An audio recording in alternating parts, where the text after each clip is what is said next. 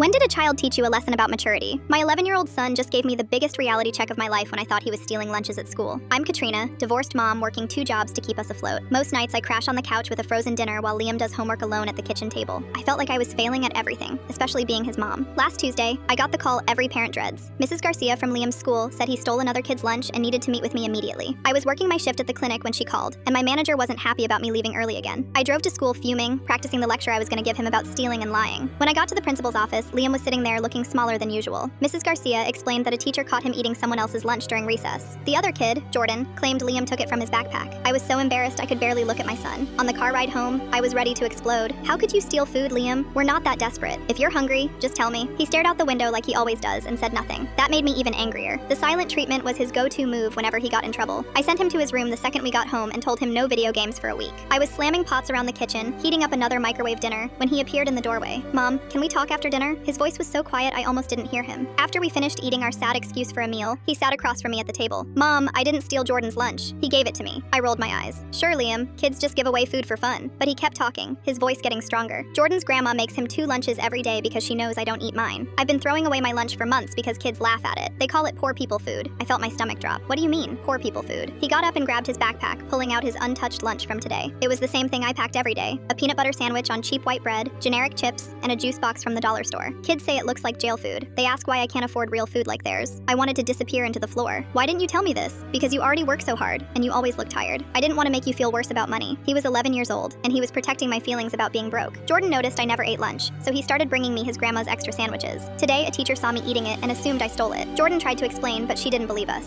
I sat there staring at my kid who'd been going hungry every day rather than hurt my feelings. The next morning, I called in sick to my second job and drove to the grocery store. I bought real lunch meat, good bread, fresh fruit, and those fancy crackers I always said were too expensive. When Liam got home from school, I had a whole spread laid out on the counter. I also called Jordan's grandma and asked if she could teach me how to make the sandwiches Liam actually enjoyed eating. She invited us over that weekend, and I learned more about cooking in 2 hours than I had in years. She showed me how to make meals that looked good and didn't cost much more than the junk I was buying. The following Monday, I packed Liam a lunch that could compete with any kids. Turkey and cheese on good bread, apple slices, homemade cookies, and chocolate milk. When he got home, he told me 3 different kids asked where I bought his lunch because it looked so good. 2 weeks later, Jordan's mom called me. Turns out her son had been asking his grandma to make extra food for months because he was worried about Liam. This 8-year-old kid had more compassion than most adults I know. We arranged for the boys to have lunch together every day. That night, Liam and I were watching TV when he leaned against my shoulder. Thanks for believing me, Mom, and thanks for making good lunches. I realized my son had taught me something I didn't even know I needed to learn. He'd shown me what real maturity looked like. Not working yourself to death or suffering in silence, but caring about someone else's feelings even when you're the one hurting.